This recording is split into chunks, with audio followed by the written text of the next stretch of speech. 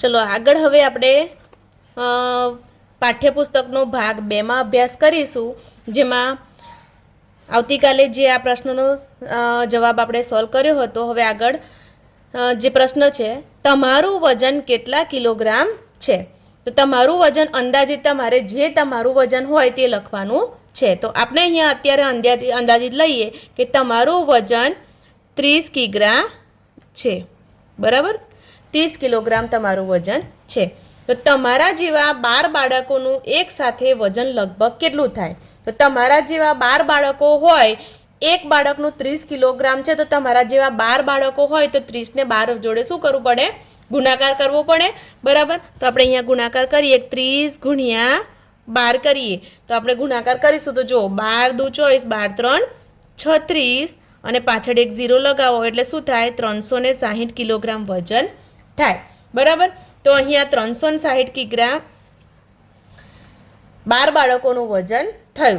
તો હવે આગળ પ્રશ્ન કે છે તમારા જેવા 12 બાળકોનું જે વજન થાય તેના કરતાં આ આંબાવાડીમાં ઉતરતી કુલ કેરીનું વજન કેટલું વધારે કે ઓછું થાય? તો આપણે આ આંબાવાડીમાંથી કુલ ઉતરતી કેરીનું વજન કેટલું થયું? તો આપણે કાલે પ્રશ્ન જે સોલ્વ કર્યો તેમાં આંબાવાડીમાંથી કુલ કેટલી કેરી ઉતરતી હતી?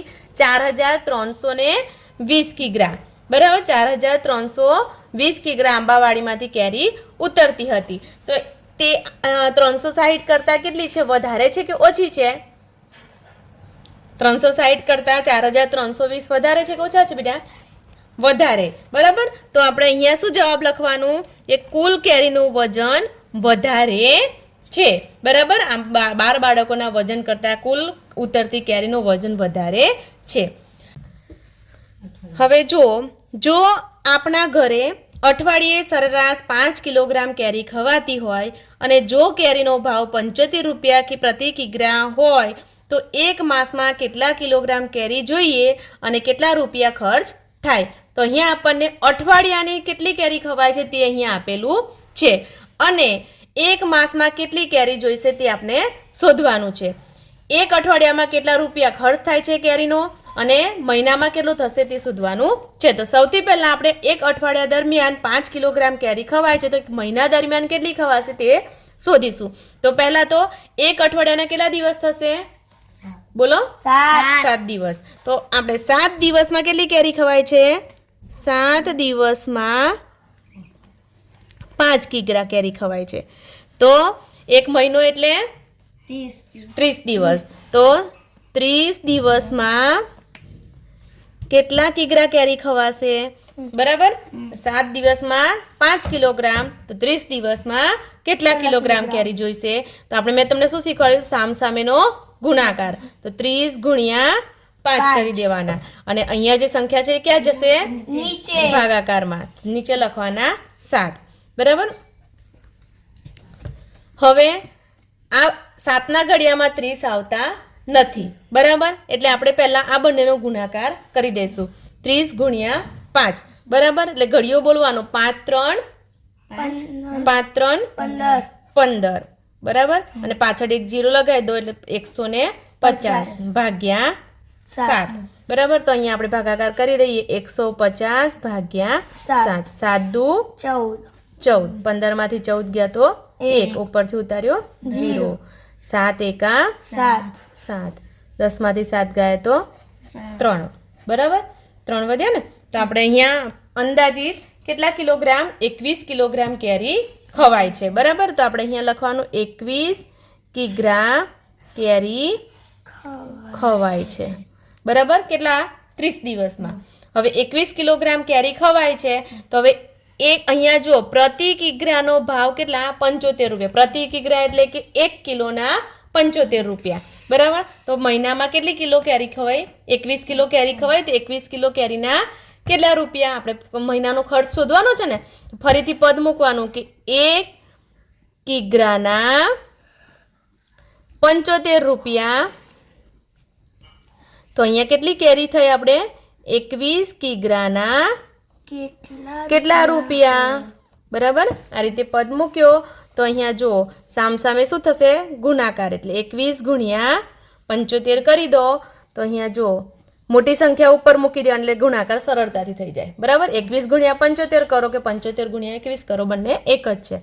તો જો બે સંખ્યાનો એક સંખ્યાનો 0, 5 દુ 10 નો 0 વધી 1, 7 દુ 14 ને 15, 5 એકા 5 અને 7 એકા 7, 5 7 5 અને 1 આ સરવાળો થઈ ગયો.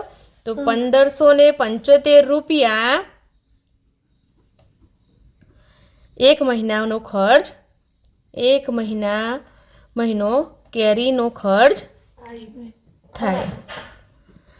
પડી ખબર? બરાબર. તો અહીંયા આપણે શું શોધ્યું? તો એક અઠવાડિયામાં 5 કિલો કેરી ખવાતી હતી, તો એક મહિનામાં કેટલી કેરી ખવાઈ? બરાબર. તે આપણે અહીંયા શોધ્યું. અને એક મહિનામાં કેટલા રૂપિયા ખર્ચ થયો તે પણ આપણે શોધ્યું. હવે આગળ જોઈએ. વળી જો કેરીની સિઝન 3 માસ ચાલે, કેરીની સિઝન કેટલા? આ એક મહિનાનો ખર્ચ આપણે શોધ્યો. હવે એવી જ કેરીની સિઝન 3 માસ ચાલે અને નિયમિત કેરી ખાવી હોય તો સિઝન દરમિયાન કેરીની જરૂરિયાત અને તેના ખર્ચનું અનુમાન કરો. તો હવે જેમ આપણને એક મહિનામાં 21 કિલોગ્રામ કેરીનો આપણને અંદાજ આવ્યો. બરાબર. 21 કિલોગ્રામ અથવા અંદાજિત તમે 20 કિલોગ્રામ લખો તો પણ ચાલે, કારણ કે અઠવાડિયાના 5 4 અઠવાડિયા હોય. બરાબર. મહિનામાં 4 અઠવાડિયાનો અંદાજ લગાવી દો તો પણ તમારે 20 કિલોગ્રામ લખો તો પણ ચાલે. આપણે અહીંયા 21 કિલોગ્રામ જેમ ગણતરી કરી છે એ પ્રમાણે લઈએ. બરાબર. તો અહીંયા સિઝન 3 માસ ચાલે છે. તો હવે એ જ વસ્તુને જે કેરી આપણને એક મહિનામાં 21 કિલોગ્રામ ખવાઈ હતી, તો 3 મહિનામાં કેટલી? તો શું આપણે થશે? ગુણાકાર કરવો પડે ને. એક મહિનામાં 21 કિગ્રા ખવાઈ કેરી. બરાબર. તો 3 મહિનામાં કેટલા કિલોગ્રામ? બરાબર. તો આપણે શું કરીએ? 21 ગુણ્યા 3 કરવો પડે. બરાબર. તો 21 ગુણ્યા 3 કરો તો શું થશે? 3 એકા 3 ને 3 દુ 6. કેટલી થઈ? 63 કિલોગ્રામ કેરી 3 મહિનામાં ખવાય. એક મહિનામાં 21 કિલોગ્રામ ખવાતી હતી, 3 મહિનામાં કેટલી? તો 3 મહિનામાં 63 કિલોગ્રામ ખવાય. બરાબર. હવે આ 63 કિલોગ્રામને કેટલા રૂપિયા જોડે? 1 કિલોના કેટલા રૂપિયા હતા? હા, 1 કિલો કેરીના 1 કિલોગ્રામ કેરીના 65 કહેવાય. હા, કેટલા કહેવાય? 75. હા, 1 કિલોગ્રામના 75 રૂપિયા. તો 63 કિલોગ્રામના કેટલા? આમ 21 ની જગ્યાએ આપણે હવે લખીશું 63. 1 કિલોગ્રામ કેરીનો ભાવ કેટલો હતા? કેરીના 75 રૂપિયા.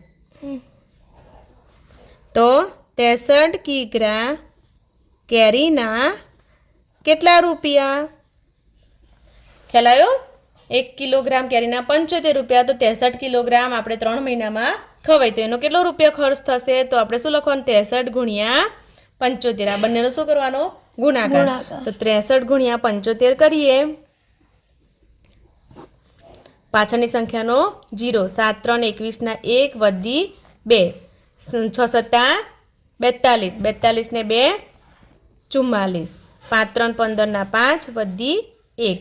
6 પંચા 30 ને 1 31. તો 5 1 ને 1 2, 4 ને 3 7 અને 4 ના 4. તો અહીંયા 4725 રૂપિયા 3 માસનો કેરીનો ખર્ચ થાય. ખ્યાલ? તો આ જ રીતે જો કેરી અઠવાડિયામાં 5 કિલોગ્રામ અને મહિનામાં 63 કિલોગ્રામ ખવાય છે, મહિનામાં 21 કિલોગ્રામ, 3 મહિનામાં 63 કિલોગ્રામ ખવાય છે, તો એ પ્રમાણે આપણે અહીંયા ખર્ચનું અનુમાન કર્યું.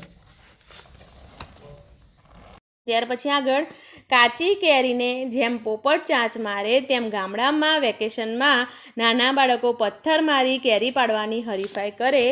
છોકરાઓથી જો એકાદ કેરી પડે તો તેઓને પતંગ કાપ્યા જેટલી ખુશી થાય છે.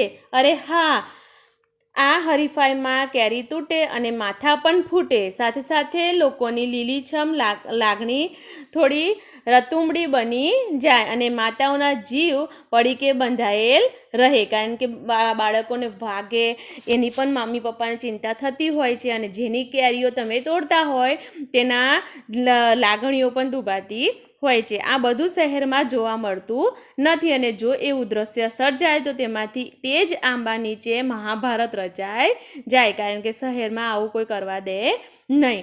કોયલના ટહુકાને બદલે માણસોના બૂમબરાડા વધી જાય. શું તમે કેરીના આવા ચિત્રો જોયા છે? કેરી તેના પાન સાથે વધુ સુંદર લાગે છે. નીચે મુજબ તમે પણ કેરીના ચિત્રો દોરવા પ્રયત્ન કરો. જો આ રીતે કેરી તેના પાન સાથે ખૂબ જ સુંદર લાગે છે તો તમે આવા ચિત્રો પણ દોરવાનું. જુઓ મેં અહીંયા 2 ચિત્ર બનાવ્યા છે, તો આવા ચિત્ર બનાવવાનો પણ પ્રયાસ કરવાનો. વિડીયો ગમ્યો હોય તો લાઈક કરજો, શેર કરજો, સબસ્ક્રાઈબ કરજો. આભાર. Thank you.